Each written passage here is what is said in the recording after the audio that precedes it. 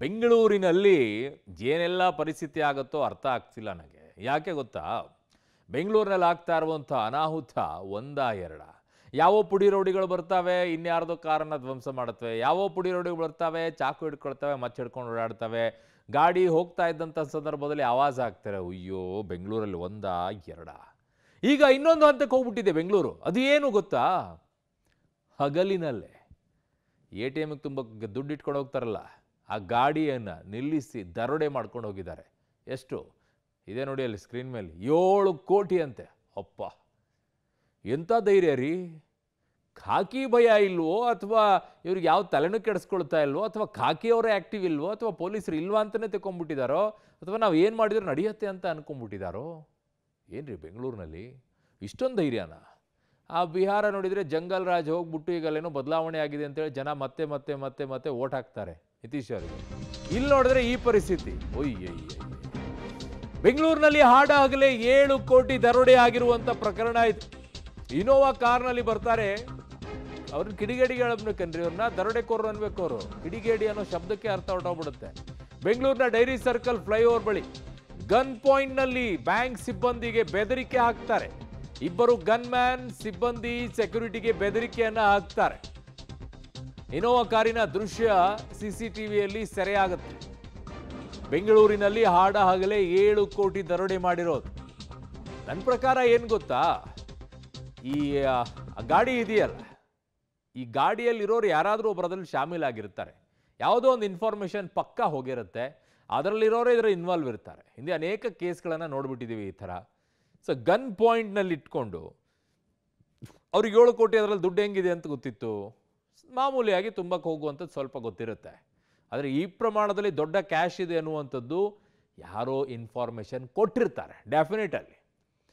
So ಹಾಗಾಗಿ ಈ ದರೋಡೆಗೆ ಪ್ರಯತ್ನ ಮಾಡಿದ್ದಾರೆ. 7 ಕೋಟಿ ದರೋಡೆ ಮಾಡಿರೋದು ಗನ್ ಪಾಯಿಂಟ್ನಲ್ಲಿ. ಅಲ್ಲಿ ಯಾರೂ ಇರಲಿಲ್ವಾ? ಗೊತ್ತೂ ಆಗಲಿಲ್ವಾ? ಆಮೇಲೆ ಅದರಲ್ಲಿರುವಂಥ ಸೆಕ್ಯೂರಿಟಿ ಹತ್ರ ಇದಿರುತ್ತೆ ಅಲ್ಲ, ಅದು ಏನು ವರ್ಕ್ ಆಗಲಿಲ್ವಾ? ಅಥವಾ ಸುಮ್ಮನೆ ತೋರ್ಸಕ್ಕಷ್ಟೇ ಇಟ್ಕೊಂಡಿರ್ತಾರೆ ಅದನ್ನು ಉದ್ದಂದು? ಹಂಗೆ ಅನಿಸ್ತಾ ಇದೆ. ಈಗ ಈ ವಿಚಾರವನ್ನು ನೋಡ್ತಾ ಇದ್ರೆ ಭಾಳ ಭಾಳ ಭಾಳ ಆತಂಕಕಾರಿಯಾಗಿರುವಂಥ ಬೆಳವಣಿಗೆ. ಬಿಹಾರದ ಸ್ಟಾಪ್ ಆಯಿತು, ಈಗ ಬೆಂಗಳೂರಲ್ಲಿ ಶುರು ಆಯ್ತಾ ಅಂತ. ಬಿಹಾರ ಉತ್ತರ ಪ್ರದೇಶ ಒಂದು ಹಂತಕ್ಕೆ ನಿಲ್ತಾ ಇದ್ರೆ ಬೆಂಗಳೂರು ಇನ್ನೊಂದು ಹಂತಕ್ಕೆ ಹೋಗ್ತಾ ಇದೆಯಾ ಅಂತ. ಸೊ 7 ಕೋಟಿ ಹಣದ ದರೋಡೆ ತನಿಖೆ ಈಗ ಚುರುಕುಗೊಳ್ಳುತ್ತಾ ಇದೆ. CMS ಏಜೆನ್ಸಿ ಮೇಲೆಯೇ ಖಾಕಿಗೆ ಅನುಮಾನ. ನಾನು ಹೇಳಿಲ್ವಾ, ಅಲ್ಲೇ ಏನೋ ಬಿಗ್ಗೆಸ್ಟ್ ಮಿಸ್ಟೇಕ್ ಇದ್ದಂಗೆ ಕಾಣಿಸ್ತಾ ಇದೆ. ಸೆಕ್ಯೂರಿಟಿ ಬಳಿ ಇದ್ದ 2 ಬಂದೂಕುಗಳನ್ನು ವಶಕ್ಕೆ ತಗೊಂಡಿದ್ದಾರೆ. ಸಿದ್ದಾಪುರ ಪೊಲೀಸರಿಂದ ಈಗ ಬಂದೂಕುಗಳನ್ನು ವಶಕ್ಕೆ ಪಡ್ಕೊಂಡಿದ್ದಾರೆ. ಹಿಂದೆಯೂ ಕೂಡ ಇಂತಹ ಕೃತ್ಯದಲ್ಲಿ ಭಾಗಿಯಾಗಿದ್ರು ಸಿಬ್ಬಂದಿ. ನಂಗೆ ಯಾಕೋ ಅದೇ ಅನುಮಾನ ಅಂತ ನನಗೂ ಕಾಣಿಸ್ತಾ ಇದೆ. ವಾಹನ ಚಾಲಕ ಹಾಗೂ ಸಿಬ್ಬಂದಿ ಮೇಲೆ ಡೌಟ್. ಮೊದಲನೇ ಅನುಮಾನ ಬರೋದೇ ಅಲ್ಲಿ. ದರೋಡೆಕೋರರ ಕಾರು ಪತ್ತೆಗೆ ಈಗ ಪೊಲೀಸರು ಮುಂದಾಗಿದ್ದಾರೆ.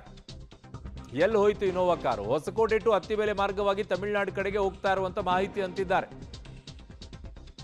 ಸೊ ಅಷ್ಟು ಕ್ವಿಕ್ ಆಗಿ ಅದನ್ನೆಲ್ಲ ದರೋಡೆ ಮಾಡಿಕೊಂಡು ಗಾಡಿಗೆ ತುಂಬಿಸ್ಕೊಂಡು ಹೋಗ್ತಾರೆ ಅಂತಾರೆ. ATMಗೆ ತುಂಬಿಸುವಂಥದ್ದು ಇರುತ್ತೆ ಅಲ್ವಾ, ಅವೇ CMS ಏಜೆನ್ಸಿಗಳು ಎಲ್ಲ. ಅದ್ರದ್ದು ತುಂಬ ಏಜೆನ್ಸಿಗಳಿದಾವೆ, ಅದರಲ್ಲಿ ಅದು ಒಂದು ಕೂಡ CMS ಅಂತ ಹೇಳಿ.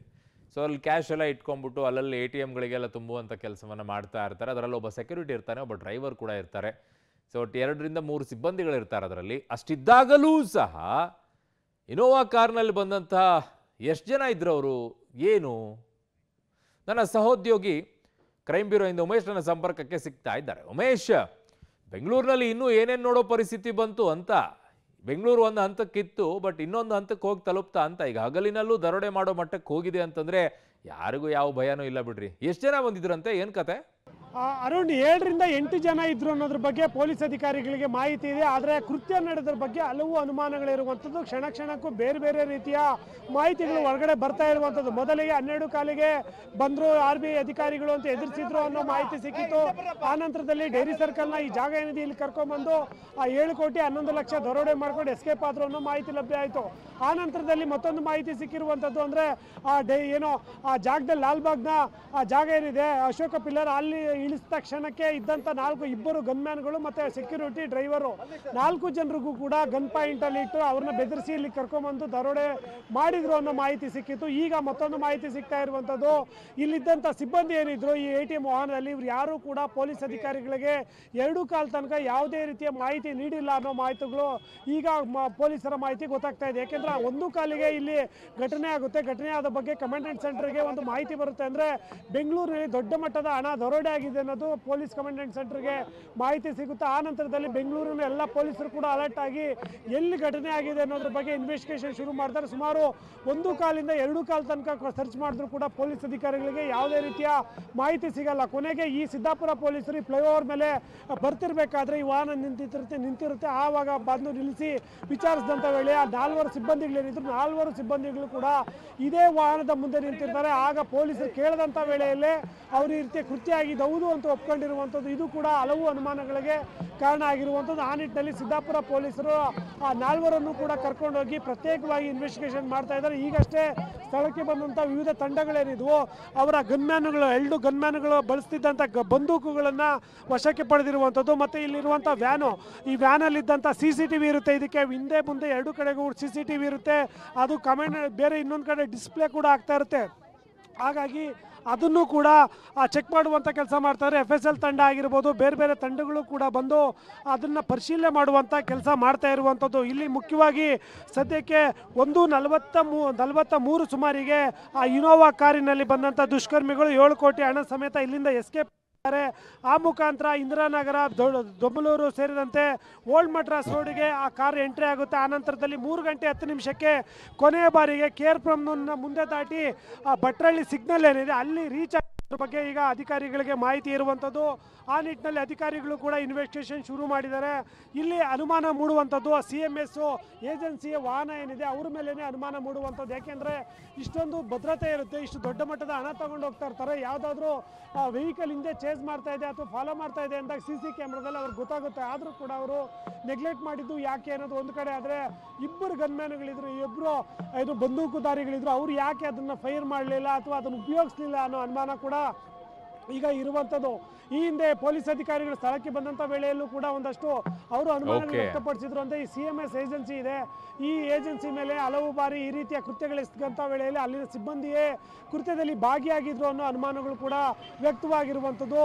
ಸದ್ಯಕ್ಕೀಗ ಆ ಕೃತ್ಯ ಎಸೆದವರು ಯಾರು ಅನ್ನೋದ್ರ ಬಗ್ಗೆ ಪೊಲೀಸರಿಗೆ ಒಂದಷ್ಟು ಮೂಲಗಳ ಪ್ರಕಾರ ಮಾಹಿತಿ ಲಭ್ಯ ಆಗಿದ್ದು ಕೆಲವೇ ಗಂಟೆಗಳಲ್ಲಿ ಅವರೆಲ್ಲವರನ್ನು ಕೂಡ ಬಂಧನ ಮಾಡುವ ನಿಟ್ಟಿನಲ್ಲಿ ಕ್ರಮ ಕೈಗೊಳ್ತಾರೆ. ಮತ್ತೊಂದು ಕಡೆ ಅಮೌಂಟನ್ನು ರಿಕವರಿ ಮಾಡುವ ನಿಟ್ಟಿನಲ್ಲಿ ಅಧಿಕಾರಿಗಳು 7-8 ತಂಡಗಳ ರಚನೆ ಮಾಡಿ ಕಾರ್ಯಾಚರಣೆ ಮಾಡ್ತಾ ಇರುವಂಥದ್ದು. ಅರುಣ್. ಓಕೆ ಉಮೇಶ್, ನಿಮ್ಮೆಲ್ಲ ಮಾಹಿತಿಗೆ ಧನ್ಯವಾದಗಳು.